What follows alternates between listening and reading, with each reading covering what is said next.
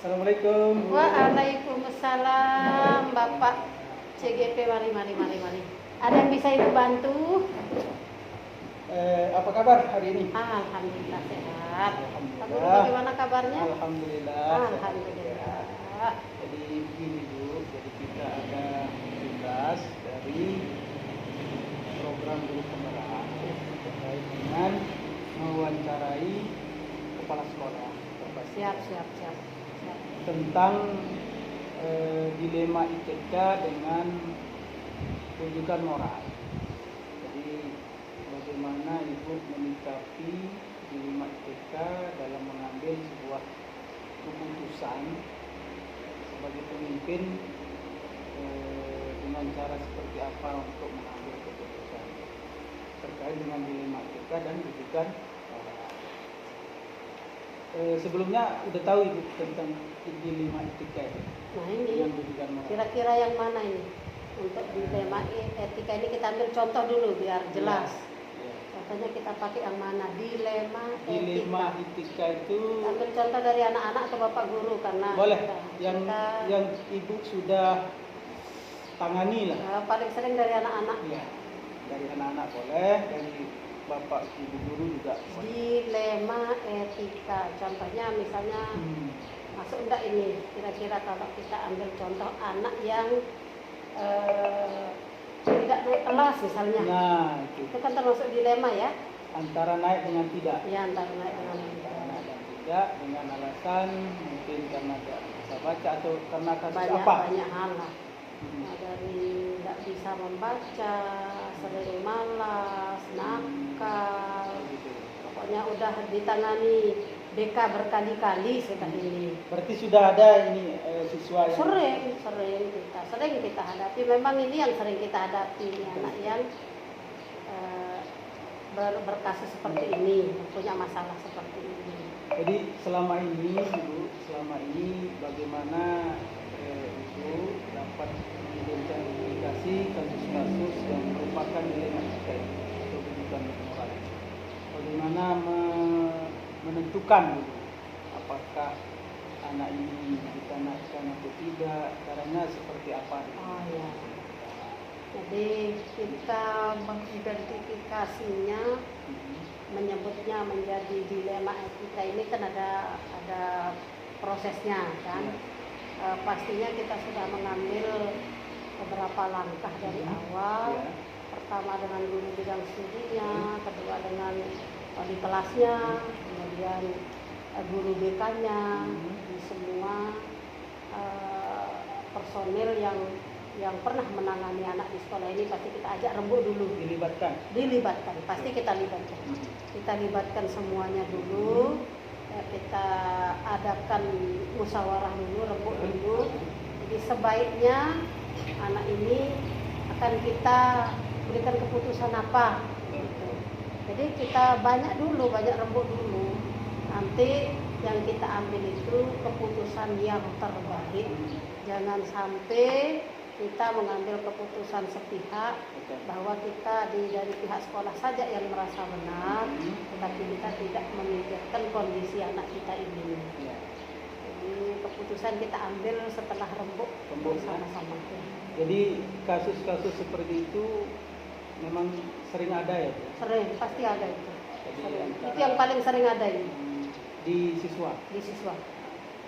Jadi langkah-langkah prosedur untuk mengambil keputusan itu seperti apa dalam menentukan apakah anak ini kita naikkan atau tidak, itu langkah-langkahnya seperti apa lah kira-kira. Tadi kan sudah dijelaskan dan dilibatkan semua pihak, kemudian untuk mengambil keputusan itu apa yang harus kita lakukan dulu baru ada keputusan. ya. Setelah kita rembuk bersama dengan yang tadi sudah Ibu sebutkan itu, nah sekarang kita panggil orang tuanya, kita panggil anaknya juga. Nah, kita juga menanyakan ke mereka. Seandainya sekarang sekolah memberikan keputusan seperti ini, kira-kira dari mereka menerima atau tidak. Nah, jadi kita berikan haknya juga mereka. Ya. Jadi nanti mereka akan memilih Kita kasih pilihan ya. Tapi ini sering kita ambil untuk menjaga mental anak ini. Contoh, kalau dia misalnya tetap di sini, tidak naik kelas misalnya, tetap di sini, kita pikirkan juga nanti bagaimana dia terhadap teman-temannya, bagaimana terhadap pengaruh emosionalnya juga. Ya. Jadi kalau memang anak ini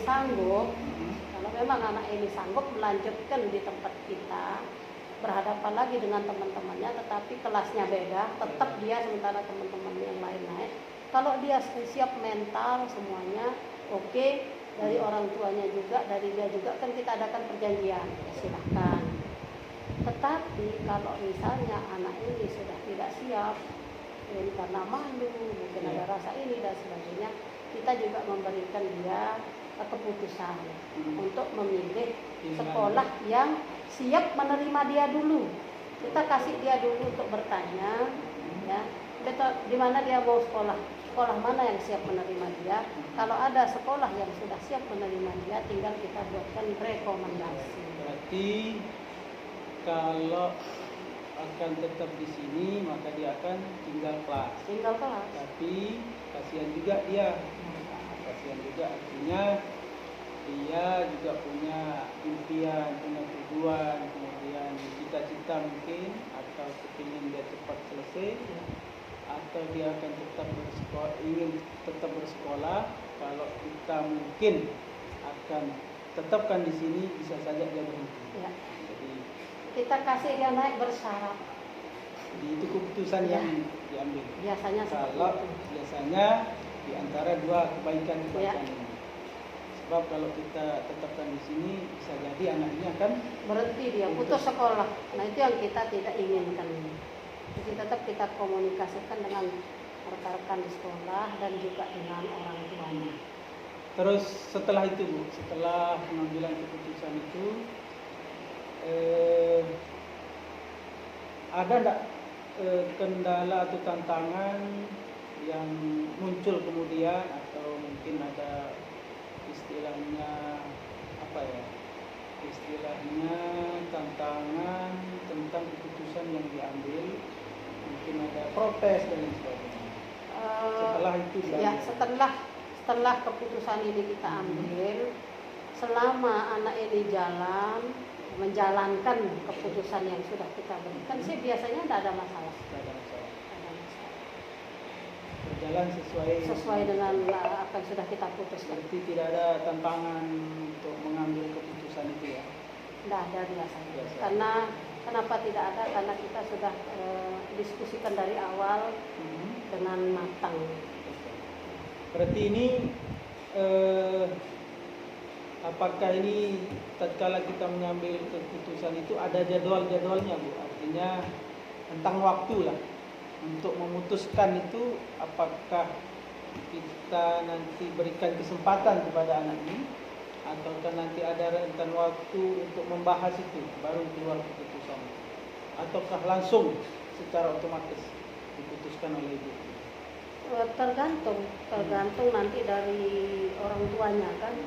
Setelah orang tuanya menerima informasi ini, biasanya mereka akan mendatangi kita ke sekolah. Gitu. Jadi tidak langsung gitu ya? Ada jadwal? Ada sih, tergantung. Makanya orang tuanya datang meminta penjelasan. Jadi setelah itu baru kita jadwalkan pertemuan, baru nanti setelah semuanya kita rasakan sesuai dengan hasil rembuk kita, baru kita berikan dia keputusan. Karena kalau terlalu lama juga dibiarkan kan nanti telat juga kan, karena masing-masing kita punya jadwal. Jadi ada tentang waktu.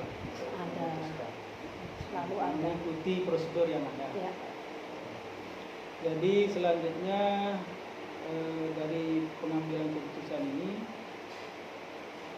adakah seseorang atau faktor-faktor yang selama ini mempermudah atau membantu dalam pengambilan keputusan terkait dengan hal ini? Ada, pasti ada, karena bagaimanapun seorang kepala sekolah itu tidak bisa mengambil keputusan sendiri.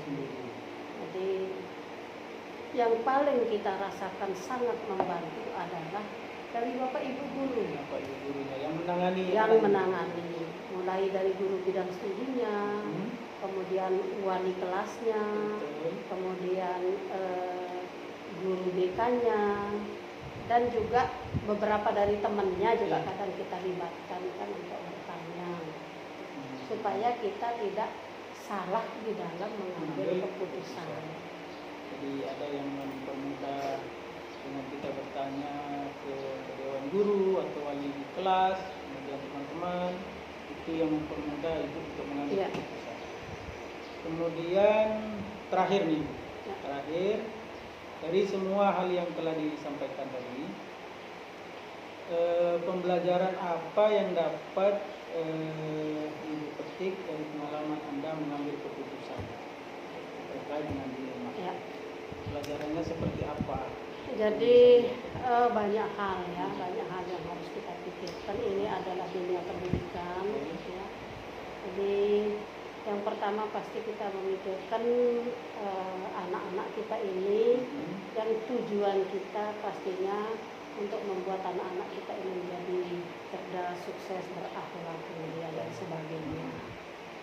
Jadi banyak sih juga kendala, karena banyak juga kejadian-kejadian lain, kasus-kasus lain, dilema etika lainnya. Tetapi itulah tugas dan fungsi kita sebagai pembimbing, pendidik. Kita bersama-sama di sini menghadapi kalau ada persoalan ini. Tetap kita itu harus rembuk dulu, diskusi dulu, musyawarah dulu, melibatkan yang tadi kita sebutkan itu untuk menemukan jalan yang terbaik. Jangan sampai kita tidak mengadakan rembuk tetapi kita mengambil keputusan, itu nanti dampaknya tidak bagus terhadap orang tua, lingkungan sekolah, baik di dalam maupun di luar sekolah. Jadi pelajaran yang bisa diambil dari itu, untuk mengambil keputusan itu harus dengan bersama-sama. Harus, nggak bisa sendiri. Harus. Kalau sendiri pasti ada pihak-pihak luar yang berkomentar miring dan lain sebagainya tentang keputusan yang ibu ambil. Ya. Harus, itu yang harus kita pikirkan. Jangan sampai sekolah yang semestinya tempat kita mendidik anak, tetapi nanti kita mendapatkan protes dari luar maupun dari teman-teman kita, Bapak Ibu guru di dalam, yang merasa tidak dilibatkan pada saat pengambilan keputusan. Tetapi kalau kita sudah rembuk bersama, musyawarah bersama, itu akan lebih bagus hasilnya pada saat pengambilan keputusan. Oke, baik, terima kasih Bu atas waktu yang sudah Ibu berikan ke kita untuk wawancara. Sama-sama, terima Mudah-mudahan ada kasih. manfaatnya Bu ya. Amin, amin, amin. Dilema etika dengan rujukan moral. Ini kita anggap sebagai hal yang sering Ibu alami, tetapi istilahnya baru. Ya. Sebelumnya belum pernah dengar Bu ya tentang dilema etika. Belum, tumben lah ya, tumben. Makanya Ibu berharap dengan adanya guru penggerak ini, apa yang menjadi problem-problem di sekolah, kemudian apa yang menjadi keinginan kita bersama, hal-hal baru seperti ini, semoga nanti ke depannya akan lebih bagus lagi. Kemudian Ibu berharap juga kepada guru penggerak ini supaya beda dengan guru-guru yang lain. Ibu menantikan program-programnya yang akan bisa membuat kita lebih semangat, membantu anak-anak kita untuk menuju ke suksesan, terutama dari segi pembelajarannya, kemudian akhlaknya. Jadi Ibu berharap nantinya ada ide-ide baru dari guru penggerak ini. Yang Ibu inginkan bahwa anak-anak kita ini ya bukan hanya membutuhkan pelajaran yang bermutu dan sebagainya dengan alat-alat yang canggih, sarana yang canggih, tetapi yang paling dibutuhkan oleh anak-anak kita ini adalah bagaimana kita memberikan kasih sayang.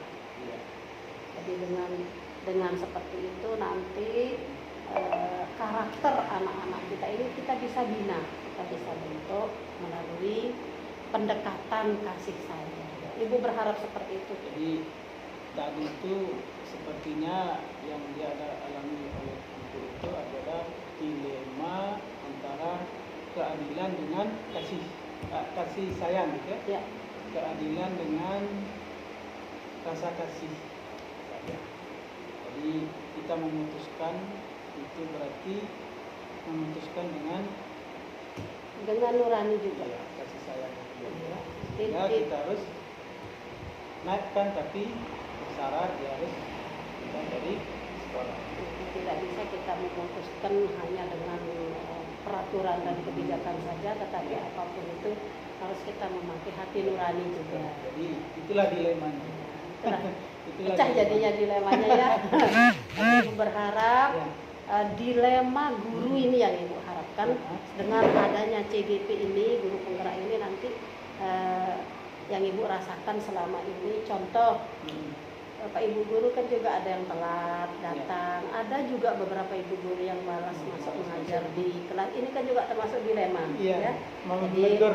ya, jadi kita tegur juga berkali-kali dengan cara kita halus, tentunya tetap saja seperti itu. Iya. Jadi Ibu berharap dengan adanya guru penggerak ini, mari ini yang kita bedah. Siap. Dan ini rata-rata di semua sekolah ada seperti ini. Jadi jangan cuma dilema etika dari siswa-siswi kita saja yang akan kita selesaikan, tetapi mari dilema etika dari Bapak Ibu guru ini yang paling penting menurut Ibu. Siap. Oke, Oke, terima Ya. kasih Bu. Sama-sama. Atas waktunya. sukses ya. Ya.